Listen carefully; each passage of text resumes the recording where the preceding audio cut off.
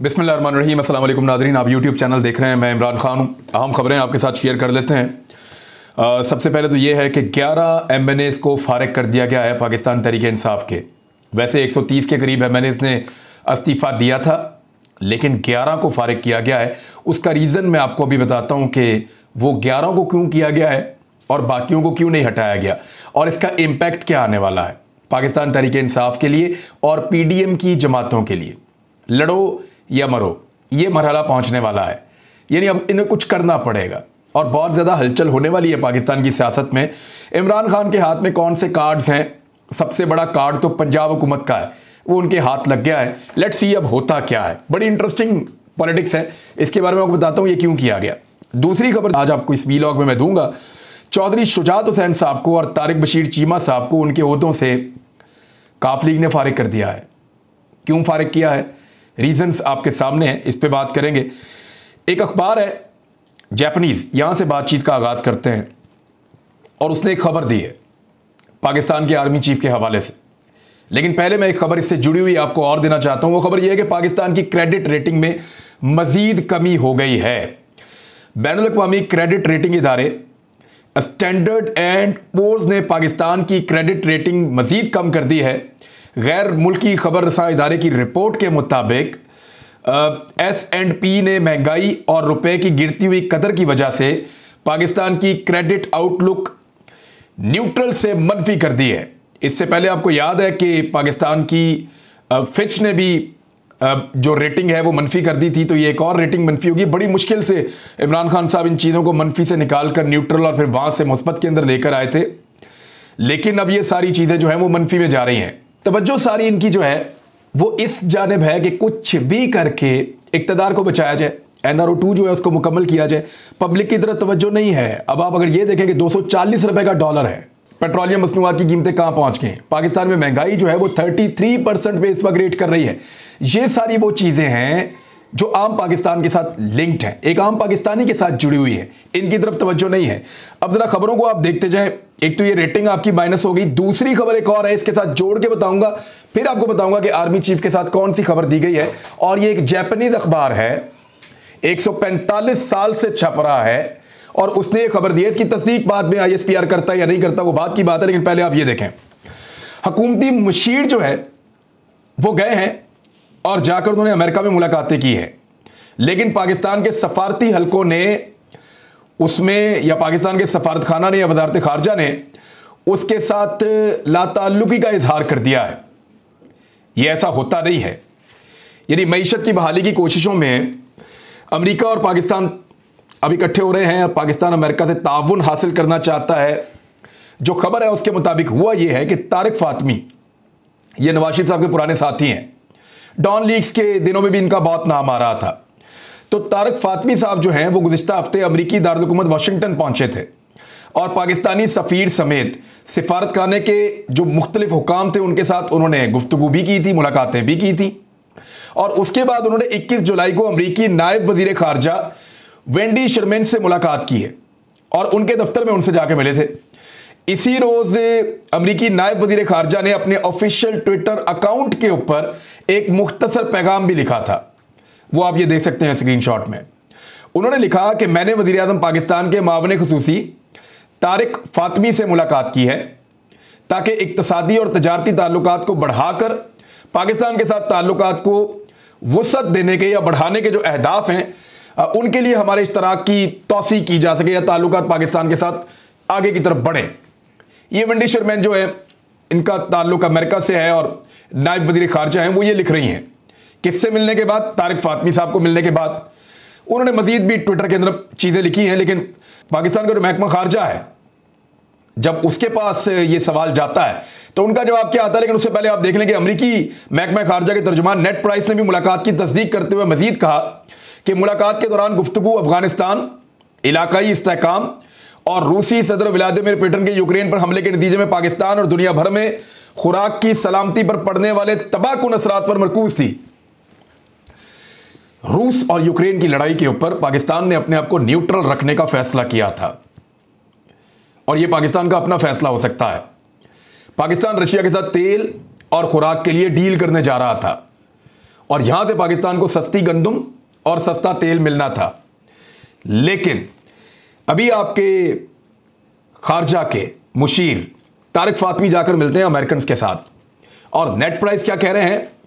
वो ये कह रहे हैं कि अफगानिस्तान की सूरत पे बातचीत हुई, इलाकाई इस्तेहकाम के ऊपर बातचीत हुई, व्लादिमीर पुतिन के यूक्रेन पर हमले के नतीजे में, यानी ये डायरेक्टली टारगेट कर रहे हैं वो अपने स्टेटमेंट के अंदर व्लादिमीर पुतिन को। अब पाकिस्तान किस कैंप में जाएगा? क्या पाकिस्तान वापस अमेरिकन कैंप में जाएगा? और अमेरिका उसके बदले में पाकिस्तान को क्या देगा? ये एक बड़ा सवाल है। इस सवाल का छोटा सा जवाब एक अखबार में आया है, मैं आपके सामने रखूंगा, लेकिन हम इंतजार करेंगे कि DGISPR का या ISPR का कोई मौक़िफ़ इसके ऊपर आए तो ज़रा क्लैरिटी पैदा हो जाएगी कुछ हद तक। लेकिन एक अजीब चीज़ जो है वो ये हुई है कि तारिक फातमी साहब की इन मुलाकातों को डिसोन कर दिया है। यानी एक न्यूज़ ब्रीफिंग के दौरान इस मुलाकात के एजेंडे से मुतालिक सवाल पर तर्जुमान वज़ारत ख़ारजा ने कहा कि तारिक फातमी वाशिंगटन के निजी दौरे पर हैं। अमरीकी हुकाम के साथ इनकी मुलाकात में दफ्तर ख़ारजा ने कोई किरदार अदा नहीं किया। यह क्या चल रहा है? आपका वज़ीर ख़ारजा अमेरिका में है, अमरीकी हुकाम के साथ मुलाकातें कर रहा है, आपका महकमा ख़ारजा ये कह रहा है कि हमें पता ही नहीं है और हमारा इससे कोई ताल्लुक ही नहीं है, वो निजी दौरा है। तो और वो वहां पे ट्विटर के ऊपर बाकायदा अमेरिकन लिख लिख के डाल रहे हैं कि हम पाकिस्तान के साथ ये चीज़ें तय कर रहे हैं। क्या कुछ ऐसा तय हो रहा है जो लोगों को नहीं बताया जाना चाहिए? क्या कुछ ऐसा तय हो रहा है जो चीज़ें तय करते हुए बताई नहीं जाती? यानी बहुत सारी चीज़ें ऐसी हो सकती हैं, लेकिन आने वाले दिनों में ये चीज़ें खुल जाएंगी, छुपी नहीं रहेंगी। यहां पे एक और अखबार है, और ये जापानीज अखबार है, टोक्यो जापान से अखबार छपता है। इसकी 30 लाख के करीब कॉपियां सुबह सर्कुलेट होती हैं और शाम में इसकी कॉपियां 15 लाख के करीब सर्कुलेट होती हैं। तो ये दुनिया के बड़े तरीन अखबारात में से एक है। निक्केई एशिया इसका नाम है। 145 साल से ये छप रहा है। इसने जो खबर दी है वो मैं आपके सामने रख देता हूं कि ये अखबार क्या दावा कर रहा है। अखबार के मुताबिक पाकिस्तान के army chief general Qamar Javed Bajwa ने अमेरिका से फौरी तौर पर डिफॉल्ट से बचने की अपील की है। ये इंटरनेशनल जरीदा ये खबर दे रहा है। और निक्केई एशिया के मुताबिक पाकिस्तान के सबसे ताकतवर शख्स ने वाशिंगटन तक अपनी पहुंच बढ़ाई है या उनके साथ बातचीत की है कि IMF से कर्ज की जल्द फराहमी के लिए मदद की दरखास्त पाकिस्तान अमेरिका से कर रहा है। इससे पहले देखें ये भी खबरें आई थी कि पाकिस्तान के आर्मी चीफ ने खलीजी ममालिक से भी रब्ता किया है, जिनमें सऊदी अरब, UAE और उसके अलावा चाइना से भी पाकिस्तान के आर्मी चीफ ने और दोस्त ममालिक से रब्ते करके ताउन की दरखास्त वो पहले कर चुके हैं। इस वक्त पाकिस्तान की इकॉनमी जो है वो बिल्कुल वेंटिलेटर पे पड़ी हुई है, जो हालत इस इंपोर्टेड सरकार ने कर दी है। उसके बाद क्या पाकिस्तान के आर्मी चीफ ने वाकई अमेरिका से मदद मांगी है और अमेरिकन को यह कहा है कि पाकिस्तान को डिफॉल्ट से बचाया जाए और पाकिस्तान की मदद की जाए? मेरे ख्याल में इस खबर को मैं यहां इसलिए रोक देता हूं कि क्योंकि अभी तक DGISPR का कोई बयान नहीं आया। उम्मीद करते हैं कि उनका बयान आएगा और वो बताएंगे ये चल क्या रहा है कि हमारा वजीर खारजा जो है वो जाता है। ये सवालात है ना, एक तो सवाल ये है कि वजीर खारजा पाकिस्तान का मुशीर खारजा जाता है अमेरिका में, मुलाकातें करता है, वहां से वो ऑफिशियली उसको बताते हैं और पाकिस्तान ये कहता है कि जी हमें तो पता ही नहीं है इसके बारे में, ये निजी दौरा है, हम नहीं जानते। और वो कहते हैं जी बिल्कुल ये दौरा हो रहा है और हम उनसे मिल रहे हैं। दूसरी जानिब पाकिस्तान के आर्मी चीफ जो है वो अमेरिका से मदद मांग रहे हैं। तो पाकिस्तान की हुकूमत जो है, मैं हुकूमत की बात कर रहा हूं, वो अमेरिका के सामने क्या सरेंडर करना चाहती है? क्योंकि देखें अमेरिकन अपने मफाद के बगैर किसी को कुछ नहीं देते, अपने फायदे के बगैर किसी को वो टके का फायदा नहीं देते। अगर वो पाकिस्तान को रेस्क्यू करेंगे तो उसके बदले में वो पाकिस्तान से क्या मांगेंगे? क्या वो दोबारा पाकिस्तान से अड्डे मांगेंगे? क्या वो दोबारा फाटा को एक अलग इलाका, वो बार बार ये कहते हैं कि ये यहां पे एक बफर जोन रहना चाहिए।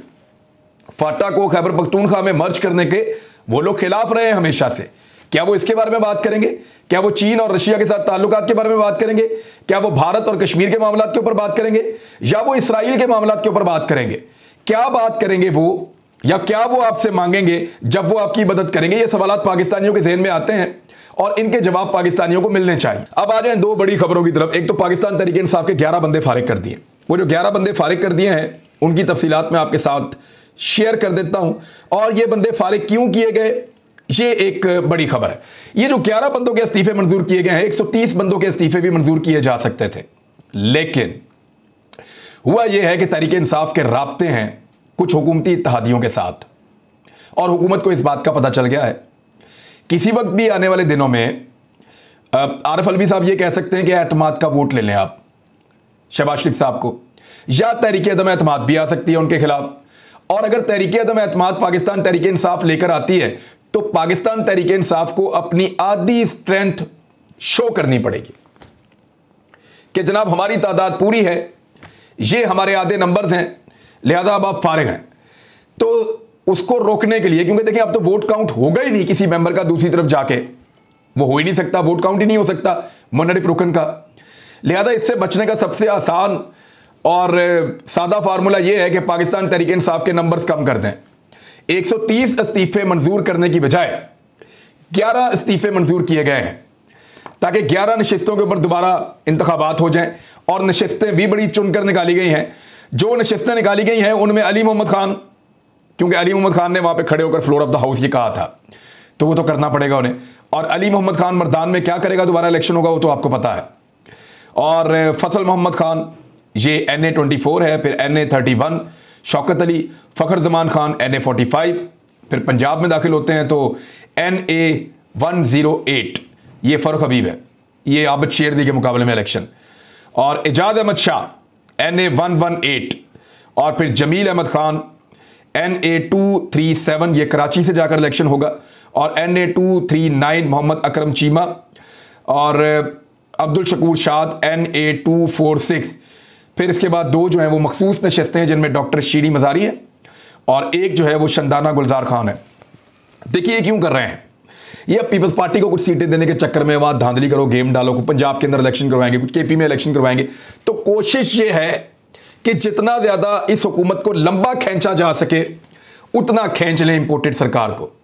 लेकिन क्या पाकिस्तान तहरीक इंसाफ इन 11 नशिस्तों पर इलेक्शन लड़ेगी या पूरे पाकिस्तान में दोबारा इलेक्शन लड़ेगी, ये गेम अभी भी पाकिस्तान तहरीक इंसाफ के लीडर इमरान खान के हाथ में है। वजह क्या है, देखिए पंजाब में हुकूमत उनके पास है, खैबर पख्तूनख्वा में हुकूमत उनके पास है। या तो 130 हल्के पूरे के पूरे फारिग किए जाएं, और अगर ये 11 नशिस्तों के ऊपर दोबारा इलेक्शन करवाने की कोशिश की जाएगी तो ये इमरान खान के लिए एक वाज़ेह पैगाम है कि फिर आप भूल जाएं सब कुछ। अगले साल गर्मियों के बाद इंतखाबात होंगे जिन्हें आप आम इंतखाबात समझ रहे हैं, यानी अगस्त में जाके अगले साल इंतखाबात होंगे, आप भूल जाएं बाकी सारा कुछ। ये इमरान खान साहब के लिए एक पैगाम है। क्या वो इसको कबूल करेंगे, ये बड़ी बात है। मुझे नहीं लगता कि वो इसको कबूल करेंगे, मुझे लगता है कि वो इसको एहतजाज की जानिब ले जाएंगे।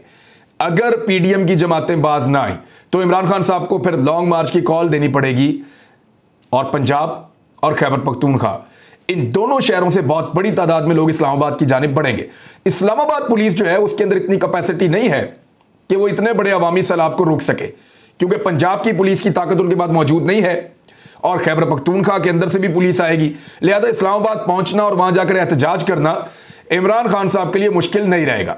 फिर उनके पास दो ऐसी हुकूमतें मौजूद हैं सूबाई जिनकी असम्बलियां गिराकर वो पाकिस्तान के अंदर एक बहुत बड़ा पॉलिटिकल खला पैदा कर सकते हैं। और ऐसी सूरत में पाकिस्तान के तमाम ताकतवर हलकों को इलेक्शन में जाने के अलावा कोई और हल नजर नहीं आएगा। दूसरी जानिब काफ लीग ने भी चौधरी शुजात हुसैन साहब से हिसाब चुकता कर दिया है और उन्होंने अपनी पार्टी की मीटिंग बुलाई और उसमें चौधरी शुजात और काफ लीग की सदारत से उनको फारिग कर दिया गया। तारक बशीर चीमा भी छुट्टी पे, वो भी फारिग है। हुआ यह है कि मुस्लिम लीग काफ की सेंट्रल वर्किंग कमेटी का इजलास हुआ। ये वो कमेटी होती है जो अहम तरीन फैसले करती है। इजलास की सदारत सेनेटर कामल अली आगा ने की, ये लाहौर में वैसे रहते हैं, अंदरून शहर के रहने वाले हैं। और चौधरी शुजात हुसैन को सदर और तारक बशीर चीमा को सेक्रेटरी जनरल के ओहदे से हटाने की सिफारिश की गई और ओहदे से हटाने का ऐलान कामिल अली आगा ने प्रेस कॉन्फ्रेंस करते हुए कर दिया है। अब आप यहां से अंदाजा कर लें कि कैसी लड़ाई कई आसिफ अली जरदारी साहब ने करवा दी है। यानी नून लीग में नवाज शरीफ और शहबाज शरीफ के दरमियान कभी ऐसी लड़ाई नहीं हुई जैसी जरदारी साहब ने आके फूट डाली है। काफ लीग में चौधरी बरादरान के दरमियान कभी ऐसी लड़ाई नहीं हुई जैसी फूट जरदारी साहब ने आकर डाली है। तो बाकी पॉलिटिकल पार्टीज जो आज भी आसिफ अली जरदारी साहब के साथ बड़े अच्छे ताल्लुकात बना रही हैं और रख रही हैं, वो इस बात को ज़हन में रखें कि किसी वक्त भी जरदारी साहब उनकी जमात के अंदर भी फूट डाल सकते हैं, क्योंकि सबसे पहली जमात जो उन्होंने तबाह की थी वो पाकिस्तान पीपल्स पार्टी थी। पीपल्स पार्टी को उन्होंने खैबर पख्तूनख्वा से खत्म किया, पंजाब से खत्म किया, सिंध ले गए और सिंध में भी अब इंटीरियर सिंध तक पीपल्स पार्टी रह गई है। और जब वो इंटीरियर सिंध से भी खत्म हो जाएगी तो फिर जरदारी साहब का मिशन मुकम्मल हो जाएगा। दूसरी जो पॉलिटिकल पार्टी उन्होंने तबाह की वो PMLN है, उसका बेड़ा गर्क करके रख दिया। और तीसरी पॉलिटिकल पार्टी जो तबाह की है वो है मुस्लिम लीग काफ। तो नाज़रीन अब तक के लिए इतने, अपना ख्याल रखिएगा, अपने इस चैनल का भी। अल्लाह हाफिज़।